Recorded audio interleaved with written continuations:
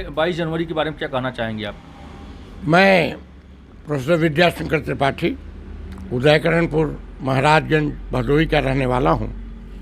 22 जनवरी को जो भगवान राम की प्राण प्रतिष्ठा हो रही है अयोध्या में, उनका जो विशाल और भव्य राम मंदिर बना हुआ है, उसके विषय में ये कहना है कि यह दिन हम लोगों को शताब्दियों बाद, 5 शताब्दी बाद मिला हुआ है। रामलला की मूर्ति की प्रतिष्ठा अयोध्या में हो, इसके लिए हमारे देशवासियों ने बड़ी कुर्बानी दी है। अनेक बार युद्ध हुए और हजारों लोगों का बलिदान हुआ, वीरों के सर काट दिए गए। ऐसा लोगों में जुनून था कि वे राम मंदिर के निर्माण के लिए, भगवान राम की प्राण प्रतिष्ठा के लिए अपनी जान दे देते थे। और राजनीतिक दृष्टि से अनेक बार यात्राएं निकाली गईं, अनेक बार प्रदर्शन हुए और यहाँ तक कि कार सेवा की गई और 2 कार सेवकों का वहाँ पर बलिदान दिया गया। सपा शासन में गोलियाँ चली। इन वीरों ने, इन बहादुरों ने, इन राम भक्तों ने गोली की परवाह न करके अपने राम के मंदिर की प्रतिष्ठा के लिए अपनी जान दे दी। और अंततः ये भगवान राम के ज़मीन का विवाद न्यायालय में चला और माननीय न्यायालय में, पहले निचली अदालत में जो माननीय न्यायाधीशगण ने राम मंदिर के पक्ष में फैसला दिया, फिर जस्टिस और अन्य सुधी न्यायाधीशों ने राम मंदिर के पक्ष में फैसला दिया और फिर राम मंदिर का निर्माण हुआ। इसके लिए एक समिति बनाई गई और तमाम साधु संतों ने, मनीषियों ने राम मंदिर के निर्माण के लिए अनथक प्रयास किया। घर घर से दान दिया गया,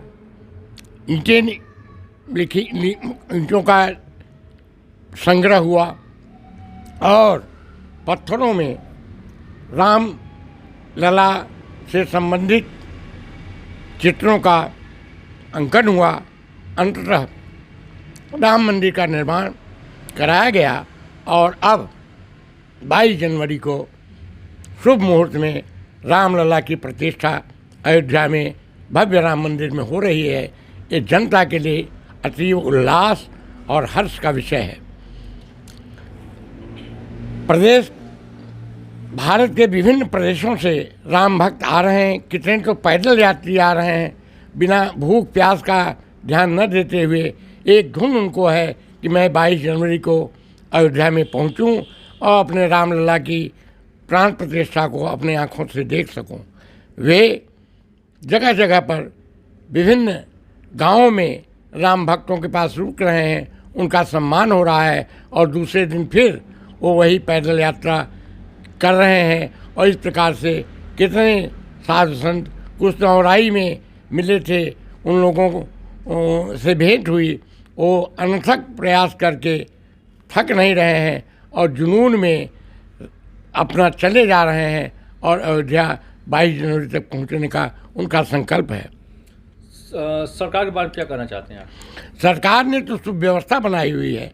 सरकार ने जिस प्रकार राम मंदिर के आयोजनों का, राम मंदिर के लिए किए जा रहे प्रदर्शनों का और उसके लिए बलिदानियों का सम्मान जिस प्रकार से किया, उसी प्रकार से, उसी भावना से, उसी प्रकार दीप प्रज्वलन अयोध्या में ऐतिहासिक दीप प्रज्वलन कराया गया और गांव-गांव राम भक्त लोग अक्षत, अभिमंत्रित अक्षत और पैम्फलेट लेकर पहुंच रहे हैं और लोगों से आग्रह कर रहे हैं कि आप लोग राम मंदिर की भव्य प्राण प्रतिष्ठा को देखें या अपने गांव में मंदिरों की सफाई करके वहां पर दीप जलाएं और भगवान का भजन करें, उनका अर्चन करें, पूजन करें और राम के हरे राम हरे कृष्ण आदि मंत्रों का गान करें, रिपीट करें, सब लोग मिल कर के राम भक्तमय अपने जनजीवन को बना लें और इसमें रम जाएं। और ये तो कहा भी गया, कबीरदास ने कहा कि दशरथ सुत तिहु लोक बखाना और राम नाम के मरम होयाना। वाकई राम केवल दशरथ के पुत्र नहीं हैं, राम घट घट व्यापी हैं। उन्होंने रमनते योगिना यस्मिन स राम, जिसमें मुनिजन रमण करते रहते हैं, ध्यान लगा के जिसका ध्यान करते रहते हैं, जप करते रहते हैं, ऐसे राम सर्वत्र व्याप्त हैं।